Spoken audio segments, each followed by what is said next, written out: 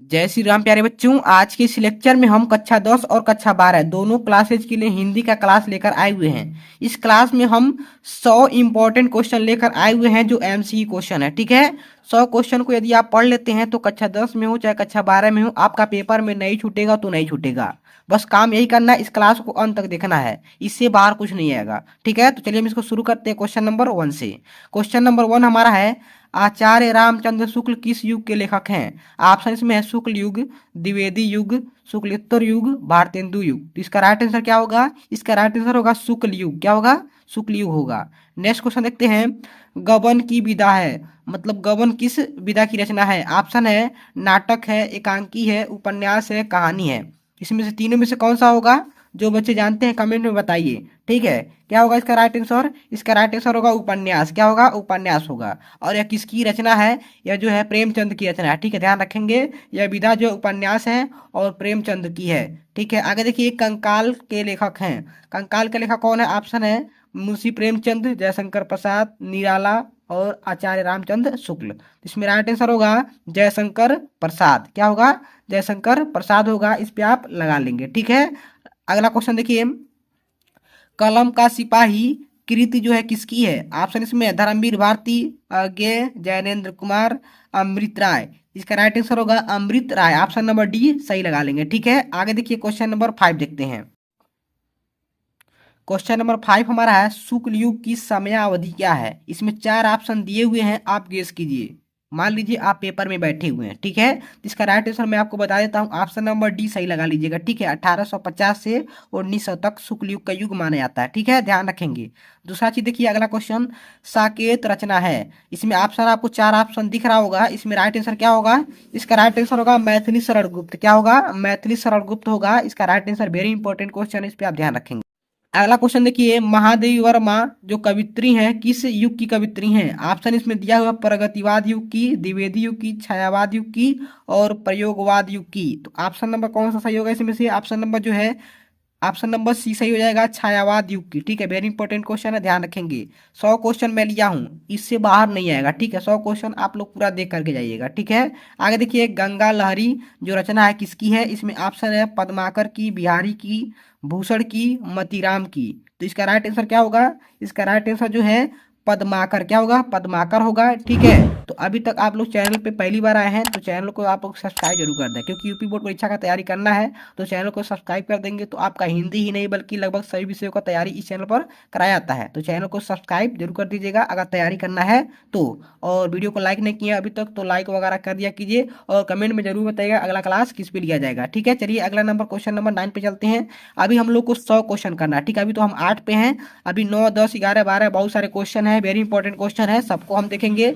बहुत ही महा marathon class है। ठीक है, तो आप लोग अपने दोस्तों में इसको शेयर कर दीजिए ताकि वह भी बच्चा पास हो जाए। ठीक, चलिए क्वेश्चन नंबर 9 की ओर चलते हैं। क्वेश्चन नंबर 9 है, आधुनिक काल की समय सीमा क्या है? तो आधुनिक काल की जो समय सीमा है, ऑप्शन आपको इसमें दिख रहा होगा, इसका राइट आंसर क्या हो जाएगा? दिमाग लगाइए, आधुनिक काल का मतलब जो अब तक चल रहा हो। ठीक है, तो ऑप्शन नंबर डी सही हो जाएगा, 1843 से अब तक। ठीक है, इस पे ध्यान रखेंगे, ऑप्शन नंबर डी सही लगा लेंगे। ठीक है, नेक्स्ट क्वेश्चन चलिए, महादेवी वर्मा की रचना नहीं है। इसमें ऑप्शन दिया हुआ निहार, सांदगीत, युगांत, दीप शिखा। तो निहार, सांदगीत और दीप शिखा तीनों जो है महादेवी वर्मा का है, युगांत जो है इनका नहीं है। ठीक है, अब किनका है या कमेंट में आप लोग जरूर बताइएगा। ठीक, आगे चलिए 11 नंबर। 11 नंबर देखिए, हास्य रस का स्थायी भाव है। तो हास्य रस का स्थायी भाव लगभग सब लोग जानते होंगे, हास होगा। क्या होगा? हास होगा। ऑप्शन नंबर बी सही हो जाएगा। मैं आपको जल्दीबाजी में इसलिए बता रहा हूँ क्योंकि क्लास बहुत ज्यादा लंबा हो जाएगा तो बेकार लगेगा, क्योंकि 100 क्वेश्चन कवर करना है तो टाइम लगेगा ही। ठीक है, तो जल्दी जल्दी मैं बता रहा हूँ। ठीक है, चलिए आगे देखते हैं। क्वेश्चन नंबर 12, पीपर पात सरिस मंडोला उपयुक्त पंक्ति में कौन सा अलंकार है? तो इसका राइट आंसर क्या होगा? इसका राइट आंसर होगा ऑप्शन नंबर बी। क्या होगा? उपमा का लगा लेंगे। ठीक है, वेरी इंपॉर्टेंट क्वेश्चन है, कई बार पेपर में आया हुआ है। ठीक है, आगे देखिए, सोठा छंद में चरण होते हैं। सोठा जो छंद होता है इसमें कितने चरण होते हैं? लगभग सबको पता होगा, 4 चरण। कितने होते हैं? 4 चरण होते हैं। ऑप्शन नंबर ए लगा लेंगे। अब चलिए क्वेश्चन नंबर 14 पे चलते हैं, आगे समझते हैं। ठीक है, तो लाइक वगैरह नहीं किए हैं तो कर दीजिए। ठीक है, कर दिया कीजिए, क्लास लेने में बहुत ज़्यादा मेहनत लगता है। ठीक है, और चैनल को सब्सक्राइब नहीं किए हैं तो कर दीजिए। ठीक, नेक्स्ट क्वेश्चन हमारा 14 नंबर है, उपदेश शब्द में उपसर्ग क्या है? उपसर्ग का मतलब उपदेश में क्या जुड़ा हुआ है आगे से, ठीक है। तो ऑप्शन है उ दिया है, अ दिया है, उप दिया है, अन दिया है। इसमें right answer option number C लगा लेंगे। यहाँ पर उप जुड़ा हुआ, ठीक है, उप प्लस देश, ठीक है, उप जुड़ा हुआ है। ऑप्शन नंबर कौन सा सही हो जाएगा? सी हो जाएगा। 15 नंबर क्वेश्चन को देखिए, प्रत्यय के भेद हैं, कितने भेद होते हैं? ऑप्शन नंबर जो डी है, दो भेद होते हैं। कितने भेद होते हैं? दो भेद, इसको लगा लेंगे। अगला क्वेश्चन देखिए, लाभ हानि में कौन सा समास है? तो देखिए लाभ और हानि, मतलब हानि और लाभ, हान लाभ चाहे लाभ हान जो भी है, इसमें बीच में डैश है। क्या है? डैश है। और जहां पे डैश आ जाएगा वहां पे कौन सा समास होता है? द्वंद्व समास। ऑप्शन नंबर ए लगा लेंगे, द्वंद्व समास। लाभ और हानि कह सकते हैं, जिसमें और शब्द जुड़ जाए तो वह कौन सा समास होता है? द्वंद्व समास होता है। आगे देखिए, मछली का पर्यायवाची है, मछली का जो पर्यायवाची है वह क्या हो जाएगा? ऑप्शन नंबर बी सही हो जाएगा, मीन। क्या होगा? मीन होगा। ध्यान रखेंगे, ऑप्शन नंबर बी लगा लेंगे। अगला देखिए, यद्यप में कौन सा संधि है? यद्यप में जो है कौन सा संधि है? इसका संधि विच्छेद क्या होगा? यदि धन अपि। क्या होगा? यदि धन अपि होगा। ऐसा भी पूछ सकता था पेपर में, लेकिन इसमें संधि विच्छेद नहीं पूछा है, बल्कि क्या पूछा है? संधि पूछा है। तो इसमें ऑप्शन नंबर सी लगा लेंगे, यड़ संधि। कौन सा संधि है? यड़ संधि। यद्यप में कौन सा संधि है? यड़ संधि है। वेरी इंपॉर्टेंट क्वेश्चन है, ध्यान रखेंगे। मधु शब्द का द्वितीय विभक्ति बहुवचन रूप है, तो आप यहाँ साइड में देख सकते हैं मधु का जो रूप है इसमें दिया हुआ है, इसको आप स्क्रीनशॉट लेकर के याद कर लीजिएगा। फिलहाल हम बता देते हैं इसका राइट आंसर क्या होगा। इसका राइट आंसर होगा ऑप्शन नंबर डी। क्या होगा? मधुनी। क्या होगा? मधुनी होगा, ऑप्शन नंबर डी। इसको आप बढ़िया से याद कर लेंगे, स्क्रीनशॉट ले लीजिएगा, ठीक है। आगे चलते हैं, पठेताम धातु की वचन एवं पुरुष है, इसका भी जो है स्क्रीनशॉट आप साइड में ले लीजिएगा, क्योंकि इसको याद करना पड़ता है, इसको विकल्प से नहीं होगा, ठीक है। तो इसको क्या करना पड़ेगा? याद करना पड़ेगा, स्क्रीनशॉट जरूर ले लीजिएगा, ठीक है। फिलहाल हम बता देते हैं आपको, इसका राइट आंसर क्या होगा? ऑप्शन नंबर जो बी है, प्रथम पुरुष द्विवचन हो जाएगा, ठीक है। अब चलिए 21 नंबर पे चलते हैं, अगला क्वेश्चन देखते हैं। अगला क्वेश्चन यहाँ पर देखिए, वैदेही वनवास के रचनाकार कौन है? इसमें ऑप्शन नंबर आप सी लगा लेंगे, सही हो जाएगा, ठीक है। नेक्स्ट क्वेश्चन हमारा है, प्रयोगवाद के कवि हैं, इसका ऑप्शन नंबर बी सही लगा लेंगे, ठीक है, और ये हो जाएगा। नेक्स्ट क्वेश्चन देखिए, भाव विलास के रचनाकार कौन है? इसमें ऑप्शन नंबर ए लगा लेंगे, देव हो जाएगा। नेक्स्ट क्वेश्चन देखिए, छत्रसाल दशक किसकी रचना है? तो इसका राइट आंसर हो जाएगा भूषण। क्या होगा? ऑप्शन नंबर सी लगा लेंगे। नेक्स्ट क्वेश्चन हमारा है, कला और बूढ़ा चांद के रचनाकार कौन है? तो इसमें ऑप्शन नंबर आप डी लगा लेंगे, सुमित्रानंद पंतन, ठीक है। नेक्स्ट क्वेश्चन देखिए, नेक्स्ट क्वेश्चन है, नीड़ का निर्माण फिर किस विधा की रचना है? तो इसका राइट आंसर हो जाएगा आत्मकथा। क्या होगा? आत्मकथा। नेक्स्ट क्वेश्चन देखिए, निम्नलिखित में से शुक्ल युग के लेखक हैं, इसमें ऑप्शन नंबर कौन सा सही होगा? आप लोग कमेंट में बताइएगा, ठीक है। इस क्वेश्चन को मैं आपको नहीं बताऊंगा। चलिए नेक्स्ट क्वेश्चन देखते हैं। अगला क्वेश्चन है, निम्नलिखित कथनों में से कौन सा कथन सही है? इसमें ऑप्शन नंबर ए है, शशांक के रचनाकार आचार्य रामचंद्र शुक्ल हैं, तो यह सही नहीं है, ठीक है। आकाशदीप कहानी के लेखक राम कुमार वर्मा है, यह भी सही नहीं है। ऑप्शन नंबर सी जो है वह सही हो जाएगा, ठीक है, इसको आप लगा लेंगे। नेक्स्ट क्वेश्चन देखिए, परीक्षा गुरु किस विधा की रचना है? वेरी इंपॉर्टेंट क्वेश्चन है। इसमें ऑप्शन दिया हुआ आत्मकथा, एकांकी, उपन्यास, रेखाचित्र। तो इसमें जो है ऑप्शन नंबर सी सही हो जाएगा। क्या होगा? ऑप्शन नंबर सी, उपन्यास लगा लेंगे, ठीक है। और यह किसकी रचना है? यह रचना जो है लाला श्रीनिवास दास का। किसका? यह भी क्वेश्चन पूछा जाता है कि यह किसकी रचना है, तो लाला श्रीनिवास दास का है, इसको आप ध्यान रखेंगे। नेक्स्ट क्वेश्चन देखिए, बाण भट्ट की आत्मकथा के रचनाकार कौन है? इसमें ऑप्शन दिया हुआ जयशंकर प्रसाद, हजारी प्रसाद द्विवेदी। ऑप्शन नंबर सी दिया हुआ है रांगे राघव, डी है धर्मवीर भारती। तो इसका राइट आंसर होगा ऑप्शन नंबर बी। क्या होगा? Option number B, Hazari Prasad Dwivedi लगा लेंगे, ठीक है। आगे देखिए, रस के कितने अंग हैं? तो रस के जो है कितने अंग हैं? रस के ऑप्शन इसमें दिया हुआ है 5, 4, 3, इनमें से कोई नहीं। तो इसका राइट आंसर क्या होगा? इसका राइट आंसर होगा, रस के जो है 4 अंग हैं। कितने हैं? 4। ऑप्शन नंबर बी सही लगा लेंगे। अगला क्वेश्चन देखिए, इसमें अगला क्वेश्चन है, पायो जी मैंने राम रतन धन पायो, पंक्ति में कौन सा अलंकार है? इसमें आपको ऑप्शन दिखाई दे रहा होगा, 4 ऑप्शन है, इसमें से कौन सा सही होगा? चलिए समझते हैं। इसमें जो राइट आंसर होगा कौन सा होगा आप गेस कीजिए। ठीक है, इसका राइट आंसर क्या होगा? ऑप्शन नंबर जो बी है, रूपक अलंकार, इस पे आप ध्यान देंगे। ठीक है, इसका आप जो एग्जाम्पल है, पायो जी मैंने राम रतन धन पायो, इस पे आप ध्यान रखेंगे। यह रूपक अलंकार का उदाहरण है। ठीक है, इसका कोई खास ट्रिक नहीं है, इसको आपको याद करना पड़ेगा। नेक्स्ट क्वेश्चन है, सोरोठा के पहले चरण में कितनी मात्राएं होती हैं? इसमें ऑप्शन आपको दिया हुआ है 13, 12, 11 और 16। सोठा के बारे में हमने ऑलरेडी पढ़ा दिया। ठीक है, सोठा दोहा जितने भी हैं हिंदी व्याकरण हमने पढ़ा दिया है। उन वीडियोज का लिंक डिस्क्रिप्शन में है, आप चेक करके देख लीजिएगा। इसका राइट आंसर क्या होगा? इसका राइट आंसर जो है सी हो जाएगा, 11 होता है। ठीक है, अगला देखिए, अगला क्वेश्चन क्या है? अगला क्वेश्चन हमारा है, निर्दय शब्द में प्रयुक्त उपसर्ग है, तो इसमें ऑप्शन नंबर जो सी है, नीर हो जाएगा। ठीक है, सी पर लगा लेंगे। नेक्स्ट क्वेश्चन देखिए, नील गाय में कौन सा समास है? इसमें ऑप्शन आपको दिख रहा होगा, कर्मधारय समास, द्वंद्व समास, द्विगु समास, बहुब्रीहि समास। तो इसमें राइट आंसर होगा कर्मधारय समास। ठीक है, कर्मधारय पर लगा लेंगे।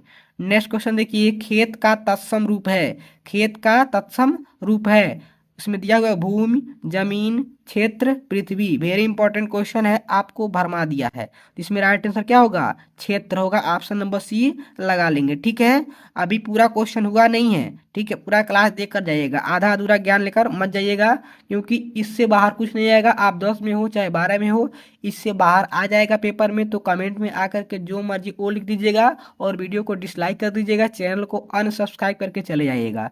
ठीक है, नेक्स्ट क्वेश्चन है, युष्मद् शब्द का पंचमी विभक्ति बहुवचन रूप है, तो इसका राइट आंसर क्या होगा? इसका राइट आंसर आप गेस कीजिए, तब तक इसका राइट आंसर होगा, क्या होगा?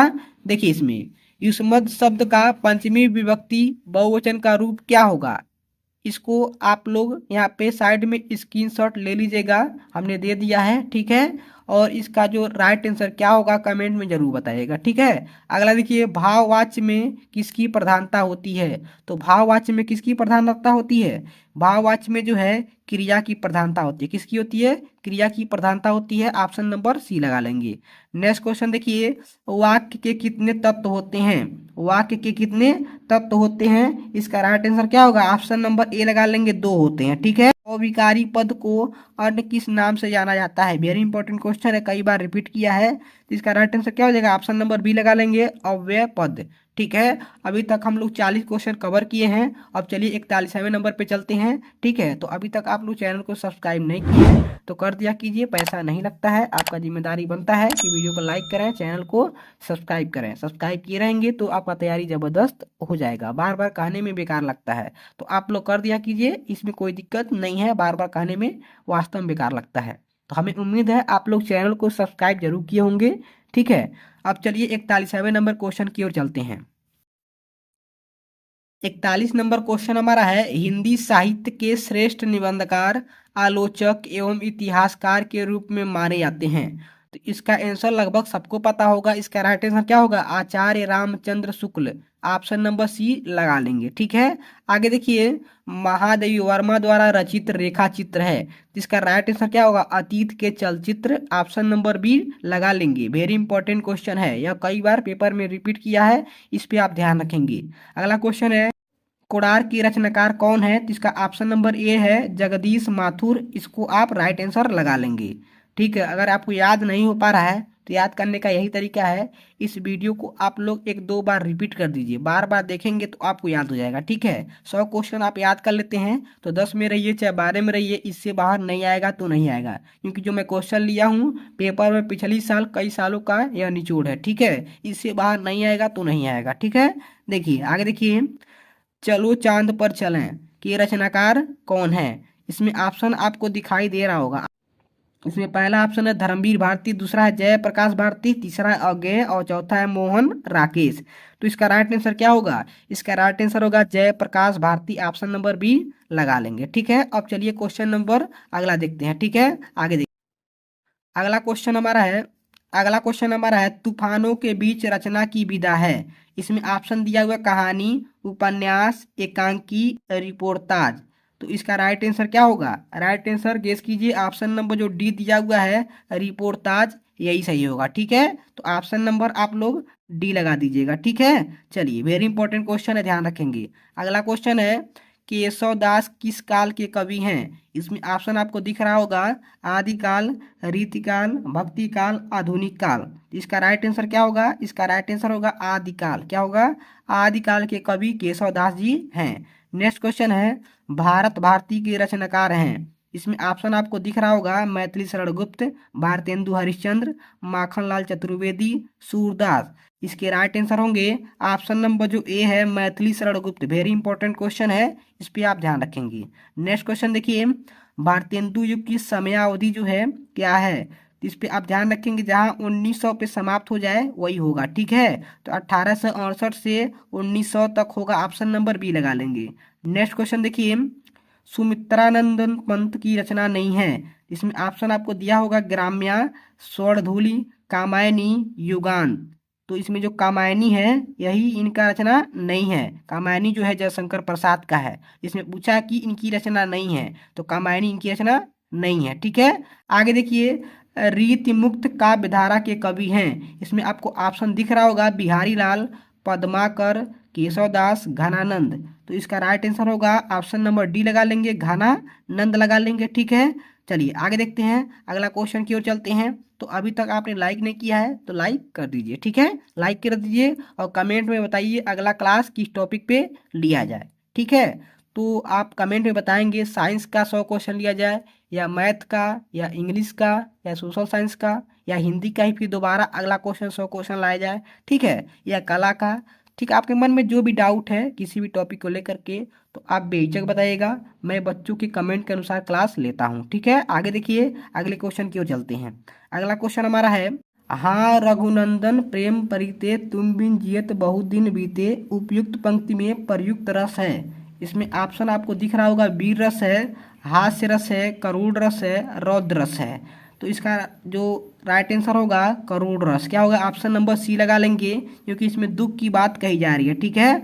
आगे देखिए, क्वेश्चन नंबर अगला देखते हैं, ज्यों आँखिनु सब दिखे आँख न देखी जाए, उपयुक्त पंक्ति में कौन सा अलंकार है? इसमें राइट आंसर क्या होगा? तब तक आप लोग गेस कीजिए, क्योंकि इसमें ऑप्शन दिया हुआ है, उपमा अलंकार, रूपक अलंकार, श्लेष अलंकार, उत्प्रेक्षा अलंकार। तो इसका राइट आंसर क्या होगा? ऑप्शन नंबर जो उत्प्रेक्षा अलंकार आपको यहाँ पे दिखाई दे रहा है, डी, उसको सही लगा लेंगे। क्या होगा? ऑप्शन नंबर डी लगा लेंगे, ठीक है। अगला देखिए, सोठा छंद के पहले व तीसरे चरण में कितनी मात्राएं होती हैं? वेरी इंपॉर्टेंट क्वेश्चन है, यह पेपर में कई बार रिपीट हुआ, ठीक है। इसका हमने ऑलरेडी क्लास ले लिया है, आप लोग देख लीजिएगा, ठीक है। चैनल का प्ले लिस्ट बना हुआ है, वहाँ पर जाएंगे तो मिल जाएगा, या डिस्क्रिप्शन में लिंक होता है, वहाँ पर भी आप जा करके देख सकते हैं। तो इसका राइट आंसर क्या होगा? देखिए 13 नंबर का राइट आंसर क्या होगा? ऑप्शन नंबर सी, 11 मात्राएं। क्या होती हैं? 11 मात्राएं होती हैं। चलिए आगे देखते हैं। अगला क्वेश्चन है, सुगम शब्द में प्रयुक्त उपसर्ग है। तो सुगम में जो उपसर्ग है क्या है? ऑप्शन नंबर ए लगा लेंगे, सु हो जाएगा, ठीक है। नेक्स्ट क्वेश्चन देखिए, नवरत्न में समास है। तो नवरत्न में जो समास है क्या है? इसमें 9 मतलब 9, 9 काउंटिंग वाली संख्या है, जिसमें काउंटिंग वाले वर्ड आ जाते हैं, जैसे गिनती वाले जो वर्ड आएंगे उसमें द्विगु समास। क्या होगा? ऑप्शन नंबर बी लगा लेंगे, ठीक है। समास को पहचानने का यही तरीका है, जिसमें काउंटिंग वाले 1 2 3 4 5 6 7 8 9 10 कोई भी संख्या आ जाएगा तो कौन सा समास होगा? द्विगु समास होगा। ऑप्शन नंबर बी लगा लेंगे, ठीक है। चलिए आगे देखते हैं। नेक्स्ट क्वेश्चन देखते हैं, पृथ्वी का पर्यायवाची शब्द नहीं है। इसमें ऑप्शन है भू, धरा, वसुधा, प्रसून। इसमें ऑप्शन नंबर जो डी है, यह पृथ्वी का पर्यायवाची नहीं है। यह किसका? फूल का पर्यायवाची है, प्रसून। और फूल का पर्यायवाची क्या क्या होता है? मंजरी होता है, पुष्प होता है, प्रसून होता है, बहुत सारे हैं, ठीक है, ध्यान रखेंगे। यह प्रसून जो किसका है? पुष्प का है, फूल का है। नेक्स्ट क्वेश्चन देखिए, त्वाम शब्द में विभक्ति एवं वचन है। यह वेरी इंपॉर्टेंट है, इसको आप लोग साइड में देख सकते हैं, आप इसका स्क्रीनशॉट ले लीजिएगा और आप लोग इसको याद कर लीजिएगा, क्योंकि क्वेश्चन कहाँ से बन जाएंगे कोई गारंटी नहीं होता है। ऑप्शन नंबर ए लगा लेंगे, द्वितीय विभक्ति एक वचन, ठीक है। ऑप्शन नंबर ए सही हो जाएगा। चलिए नेक्स्ट क्वेश्चन की ओर चलते हैं, अगला क्वेश्चन देखते हैं। नेक्स्ट क्वेश्चन है, अर्थ के आधार पर वाक्य के कितने भेद हैं? ऑप्शन है 4, 8, 2, 5। तो इसका राइट आंसर क्या हो जाएगा? ऑप्शन नंबर जो बी है उसको लगा लेंगे, ठीक है, मतलब 8 लगा लेंगे, ठीक है। आगे देखिए, कर्तावाच्य में प्रधानता होती है, तो कर्तावाच्य का मतलब कर्ता ही प्रधान होगा, तो ऑप्शन नंबर सी लगा लेंगे, ठीक है। आगे देखिए, जिनके अलग अलग रूप वाक्यों में मिलते हैं वे पद कहलाते हैं। तो इसमें जो है, अगर आप जानते हैं तो इसको गेस कीजिए, नहीं जानते हैं तो देखिए ऑप्शन नंबर जो ए है विकारी पद, इसको आप लगा लेंगे, ठीक है। ऑप्शन नंबर ए इसका राइट आंसर हो जाएगा। अभी तक हम लोग कितने क्वेश्चन कर चुके हैं? 60 क्वेश्चन कर चुके हैं, अभी 40 क्वेश्चन बाकी हैं। पूरा क्लास आप लोग देख कर जाइएगा, क्योंकि हर एक क्वेश्चन इंपॉर्टेंट है और हर एक क्वेश्चन बोर्ड परीक्षा में आ चुका है। खासकर 10 वाले ध्यान देंगे, क्योंकि 10 में जो है 20 क्वेश्चन आते हैं, ठीक है। और 12 वाले भी ध्यान देंगे, क्योंकि 12 में 10 क्वेश्चन आते हैं बहुविकल्पी। तो दोनों क्लास के लिए वेरी इंपॉर्टेंट है, आप लोग पूरा देखिए, ठीक है। आगे देखिए, आगे समझते हैं, 61 नंबर क्वेश्चन की ओर चलते हैं। तो लाइक वगैरह नहीं किए हैं तो कर दीजिएगा, और चैनल को सब्सक्राइब नहीं किए हैं तो कर दीजिए, क्योंकि तैयारी करना है तो आपको करना पड़ेगा। यह कोई ज़बरदस्ती नहीं है, अगर तैयारी करना है तो कर लीजिए, नहीं करना है तो आपकी मर्जी। तैयारी करना है तो भाई चैनल को आप लोग सब्सक्राइब कर लेंगे, तो वीडियो जो मैं डालूंगा उसका नोटिफिकेशन सबसे पहले आपको मिल जाएगा। क्योंकि यहाँ पर कक्षा 10 से और कक्षा 12 मतलब 9, 10, 11, 12 सभी सब्जेक्ट का तैयारी यहाँ पर कराया जाता है, ठीक है। ऐसा नहीं केवल हिंदी पढ़ाया जाता है, ठीक है। तो कर लीजिएगा। चलिए आगे समझते हैं, 61 नंबर क्वेश्चन की ओर चलते हैं। 61 नंबर क्वेश्चन हमारा है, आचार्य रामचंद्र शुक्ल प्रसिद्ध हैं, आखिर किस लिए प्रसिद्ध हैं? ऑप्शन है कहानी लेखन के लिए, उपन्यास लेखन के लिए, आलोचना साहित्य के लिए, नाटक के लिए। तो ऑप्शन नंबर जो सी है उसको आप लगा लेंगे, ठीक है। वेरी इंपॉर्टेंट क्वेश्चन है, ध्यान रखेंगे इस पर। नेक्स्ट क्वेश्चन देखिए, गोदान उपन्यास के लेखक कौन है? तो पहला चीज जानते हैं गोदान क्या उपन्यास है। तो क्वेश्चन आपको ऐसे ही पूछ सकता था कि गोदान किस विधा की रचना है। तो गोदान क्या है? उपन्यास है, लेकिन किसका है? ऑप्शन है यहाँ पर दिया हुआ है, यशपाल है, प्रेमचंद्र है, मोहन राकेश है, धर्मवीर भारती है। तो इसका राइट आंसर क्या हो जाएगा? प्रेमचंद्र, ऑप्शन नंबर बी लगा लेंगे, ठीक है। आगे देखिए, नेक्स्ट क्वेश्चन है, नीड़ का निर्माण फिर के रचनाकार हैं। इसमें ऑप्शन दिया हुआ है, हरिवंश राय बच्चन, डॉक्टर राजेंद्र प्रसाद, हजारी प्रसाद द्विवेदी, रामविलास शर्मा। तो इसका राइट आंसर क्या होगा? ऑप्शन नंबर ए लगा लेंगे, हरिवंश राय बच्चन, ठीक है। एक इंपॉर्टेंट क्वेश्चन ध्यान दीजिए, जो सबको जानना चाहिए। हरिवंश राय बच्चन जो है अमिताभ बच्चन के पिताजी हैं, ठीक है। अमिताभ बच्चन जो एक्टर हैं वो उनके कौन है? फादर हैं, ठीक है। आगे देखिए, अगला क्वेश्चन की ओर चलते हैं। नेक्स्ट क्वेश्चन है, झूठा सच उपन्यास के लेखक कौन है? ऑप्शन इसमें दिया हुआ है, यशपाल, कमलेश्वर, रांगे राघव, चतुर्सेन शास्त्री। तो इसमें राइट आंसर क्या होगा? गेस कीजिए, समझ लीजिए। आप पेपर में बैठे हुए हैं तो क्या करेंगे, तो कोई ना कोई आपको लगाना पड़ेगा, ठीक है। तो इसका राइट आंसर क्या होगा? यशपाल हो जाए, क्या होगा? यशपाल होगा। आगे देखिए, छायावाद की मुख्य प्रवृत्ति है। तो इसमें ऑप्शन देखिए, पहला ऑप्शन क्या लिखा है? आश्रयदाताओं की प्रशंसा, रीति ग्रंथों का निर्माण, श्रृंगार और प्रेम वेदना, भक्ति भावना। ऑप्शन नंबर जो सी है यह राइट आंसर हो जाएगा। आगे देखिए, कलम का सिपाही जीवनी है, तो किसका जीवनी है? आगे देखिए, इस पे ध्यान रखेंगे, कलम का सिपाही किसकी रचना है यह नहीं पूछा है, ध्यान रखेंगे। क्योंकि कलम का सिपाही जो है किसकी रचना है? अमृत राय का है। किसका है? अमृत राय का है, और यह एक जीवनी है। लेकिन जीवनी का मतलब किसके जीवन के बारे में इस रचना में लिखा गया है वह पूछा जा रहा है यहाँ पे। यह नहीं पूछा जा रहा किसकी रचना है। यह तो रचना किसकी है? अमृत राय की है, लगभग सबको पता होगा। लेकिन किसके बारे में लिखा गया है वही आपसे यहाँ पर पूछा जा रहा है। तो बच्चे कहेंगे क्वेश्चन ही गलत है। क्वेश्चन गलत नहीं है। इसमें देखिए, जयशंकर प्रसाद के बारे में है, या प्रेमचंद्र के बारे में है, या मोहन राकेश के, या आचार्य रामचंद्र शुक्ल के। तो ऑप्शन नंबर जो बी है, प्रेमचंद्र के बारे में कलम का सिपाही जो जीवनी है इन्हीं की जीवनी है, ठीक है। लेकिन इन्होंने नहीं लिखा है, ठीक है, अमृत राय ने लिखा है। घनानंद किस काव्यधारा के कवि हैं? इसमें आपको आंसर दिख रहा होगा, रीतिबद्ध है, या रीति सिद्ध है, रीति मुक्त है, आधुनिक काल है।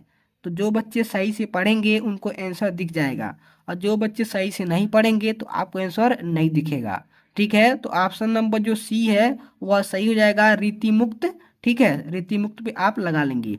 एक चीज आप ध्यान रखिए, जब यह क्लास ओवर होगा लास्ट में, तो 100 में से आप कितना नंबर सही कर पाए हैं, ठीक है। एक एक क्वेश्चन पे आप ध्यान दीजिए।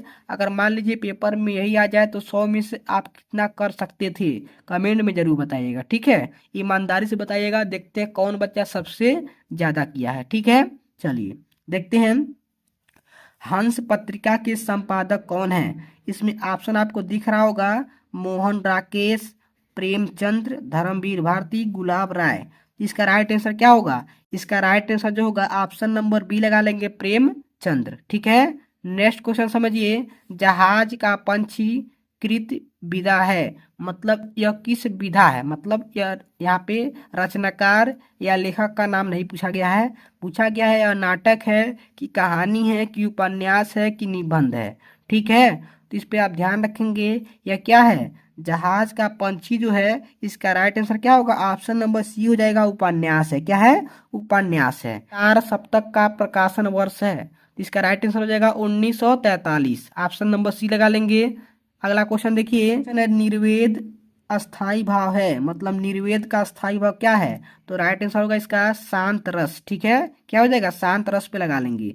अगला क्वेश्चन है, पीपर पात सरिस मंडोला में अलंकार है, यह क्वेश्चन 2 बार आ गया, ठीक है। तो हमने इसको ऑलरेडी बता दिया पीछे, आप वीडियो बैक करके देख लीजिएगा, ठीक है। अगर आपको याद हो गया तो कमेंट में बताइए, ठीक है। आगे चलते हैं, रोला छंद में कुल कितने चरण होते हैं, तो रोला में जो है कितने चरण होते हैं, 4 चरण होते हैं, ऑप्शन नंबर बी लगा लेंगे, ठीक है। नेक्स्ट क्वेश्चन देखिए, आगमन में किस उपसर्ग का प्रयोग हुआ है। देखिए इसमें आगमन में कौन सा उपसर्ग हुआ है, इसमें देखिए ऑप्शन दिया हुआ है वी, अक, मान, आ, तो इसका राइट आंसर होगा आ। क्या होगा, आ हो जाएगा, ऑप्शन नंबर डी लगा लेंगे, ठीक है। आगे देखिए नेक्स्ट क्वेश्चन की ओर चलते हैं, भलाई में प्रत्यय है, तो प्रत्यय का मतलब लास्ट में क्या जुड़ा हुआ है, तो अंतिम में क्या जुड़ा हुआ, आई जुड़ा हुआ, क्या है, आई, ऑप्शन नंबर सी लगा लेंगे, ठीक है। नीलांबर में कौन सा समास है, इसमें पहला ऑप्शन है द्वंद्व समास, द्विगु समास, कर्मधारय समास, बहुब्रीहि समास।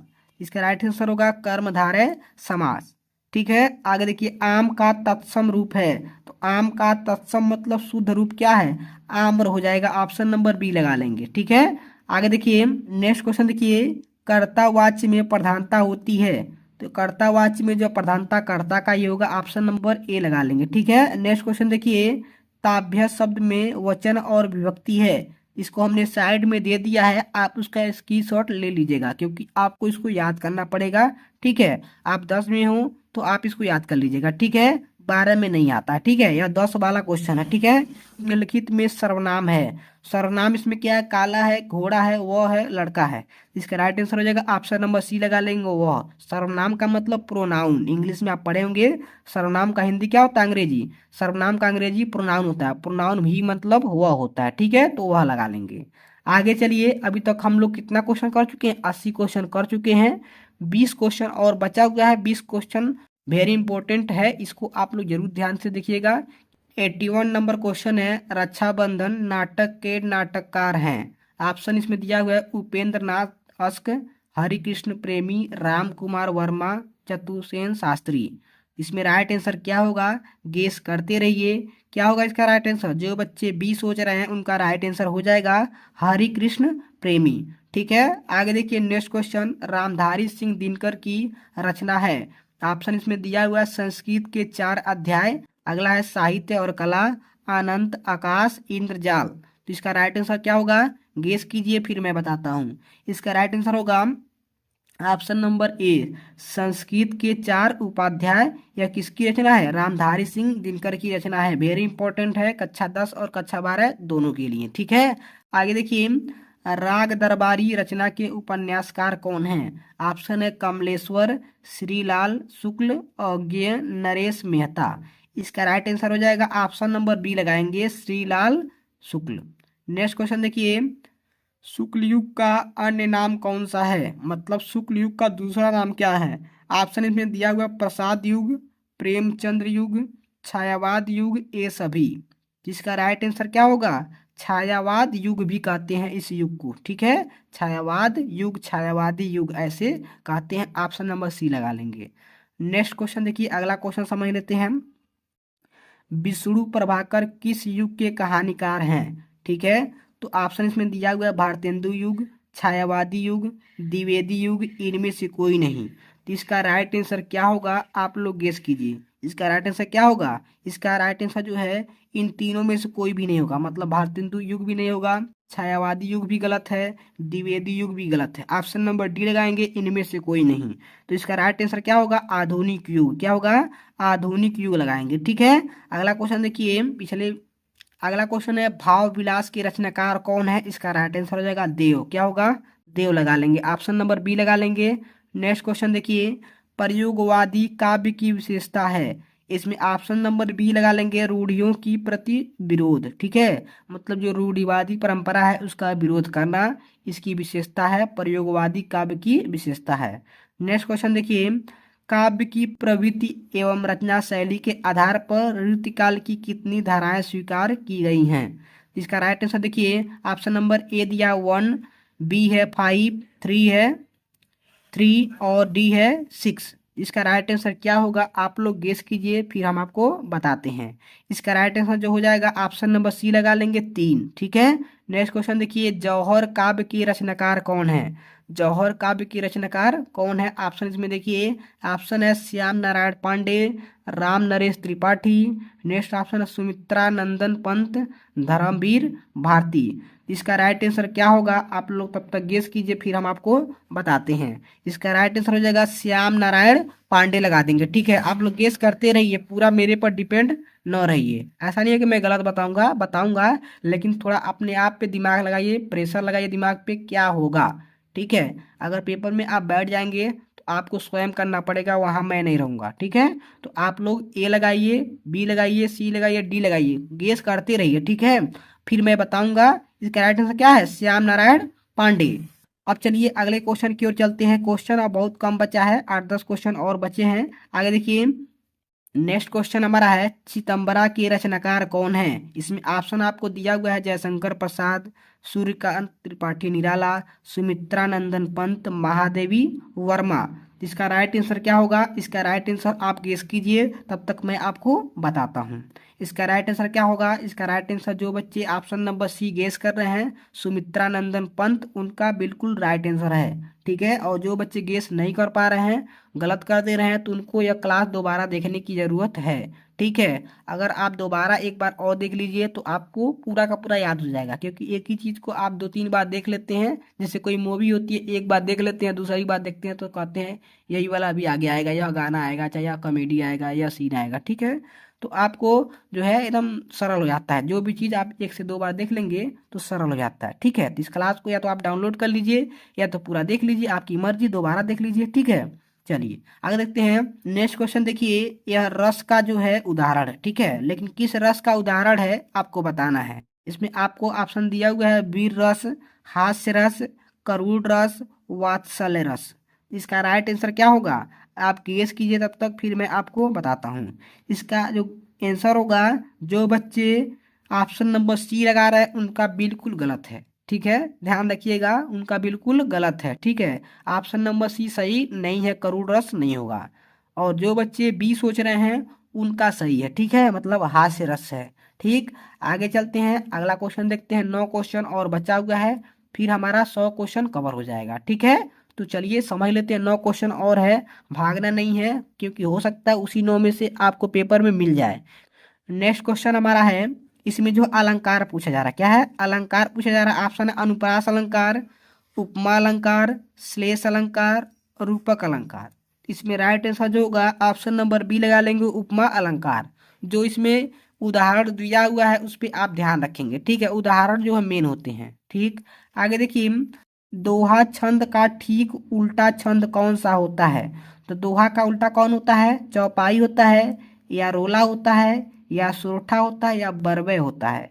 तो दोहा का जो उल्टा होता है कौन सा, सोरठा होता है। कौन सा, ऑप्शन नंबर सी लगा ले, यह सबको लगभग पता होगा। ठीक, आगे देखिए, अनुरूप शब्द में प्रयुक्त उपसर्ग है। इसमें जो राइट आंसर होगा, ऑप्शन नंबर सी, जो बच्चे गैस कर रहे हैं उनका राइट आंसर है। ठीक है, आगे देखिए, राम कृष्ण में कौन सा समास है। तो राम कृष्ण के बीच में जो है गैप है, मतलब राम और कृष्ण कह सकते हैं। ठीक है, तो जिसमें और हम शब्द जोड़ सकते हैं वह द्वंद्व समास होता है, मतलब ऑप्शन नंबर बी लगा लेंगे। ठीक है, आगे देखिए, वायु, समीर, बयार पर्याय हैं। मतलब ये तीनों जो है किसका पर्यायवाची है? तो यह जो है सूर्य का है, या तारों का है, या हवा के हैं, या बादल के हैं। तो आप सही से पढ़े होंगे तो बता देंगे यह हवा के हैं। ठीक है, वायु किसका पर्यायवाची होता है? हवा का होता है। बेयार आप लोग भोजपुरी में भी बोलते हैं, बेयार बह रहा है। ठीक है, तो अब बेयार जो है हवा का ही पर्यायवाची है। ठीक है, आगे देखिए। अगला क्वेश्चन हमारा है, तस्मै शब्द में विभक्ति एवं वचन है। तो इसका राइट आंसर जो होगा ऑप्शन नंबर आप ए लगा लेंगे, चतुर्थी विभक्ति एक वचन। और साइड में जो आपको दिख रहा है उसको आप लोग स्क्रीनशॉट लेकर के नोट डाउन कर लीजिएगा, क्योंकि कक्षा 10 में हमेशा आता है, इस पे आप ध्यान रखेंगे। ठीक है, जितना हमने विभक्ति दिया था स्क्रीनशॉट लेने के लिए, आप उसको स्क्रीनशॉट ले लीजिएगा, याद कर लीजिएगा। ठीक है, आगे देखिए। अगला क्वेश्चन है, संदेहपूर्ण कथन को कहते हैं। तो इसका राइट आंसर होगा संदेहात्मक वाक्य, ऑप्शन नंबर सी लगा लेंगे। ठीक है, नेक्स्ट क्वेश्चन देखिए, मैं पत्र लिखूंगा वाक्य का कर्मवाच्य में परिवर्तित वाक्य है। तो इसका राइट आंसर क्या होगा? इसका मतलब यह कह रहा है कि जैसे मैं पत्र लिखूंगा, तो इंग्लिश में आप पढ़ते होंगे passive voice, active voice, passive voice. तो पैसिव वॉइस जो है कर्मवाच्य वाला होता है, और एक्टिव वॉइस क्या होता है? कर्तावाच्य होता है। बस उसी का है। तो मैं पत्र लिखूंगा, तो यह कर्मवाच्य में मतलब पैसिव वॉइस कैसे बनेगा? मेरे द्वारा पत्र लिखा जाएगा, ऑप्शन नंबर ए लगा लेंगे। ठीक है, चलिए आगे देखते हैं, लास्ट क्वेश्चन समझ लेते हैं, फिर हम क्लास को ओवर कर देंगे। 100वां नंबर क्वेश्चन है, स्थानवाचक क्रिया विशेषण है। मतलब ऐसा क्रिया विशेषण बताइए जिसमें स्थान का बोध हो रहा हो। तो पहला ऑप्शन है प्रतिदिन, दूसरा है आसपास, तीसरा है बहुत, और चौथा है स्वयं। तो आसपास का मतलब आप समझ सकते हैं, आसपास किसी जगह का बात हो रहा है। ठीक है, तो स्थानवाचक हो जाएगा, ऑप्शन नंबर बी लगा लेंगे। ठीक है, इस प्रकार हमारे 100 क्वेश्चन यहाँ पे कवर होते हैं, टाइम बहुत ही कम लगा है। ठीक है, अगला जो है 100 क्वेश्चन किस सब्जेक्ट पर लिया जाएगा, कोई भी सब्जेक्ट हो आप कमेंट में बताइएगा। 100 क्वेश्चन जो है, 100 क्वेश्चन चाहे 50 क्वेश्चन चाहे 200 क्वेश्चन मैं लाऊंगा कमेंट में, आप जितना बता देंगे उतना लाऊंगा। ठीक है, या आपको दूसरे टॉपिक की ज़रूरत है, कोई भी टॉपिक हो तो कमेंट में आप लोग जरूर बताइएगा, आपके कमेंट के अनुसार यहाँ पे क्लास लिया जाएगा। ठीक है प्यारे बच्चों, फिर मिलते हैं अगले क्लास में, तब तक अपना तैयारी कीजिए, स्वस्थ रहिए, मस्त रहिए प्यारे बच्चों।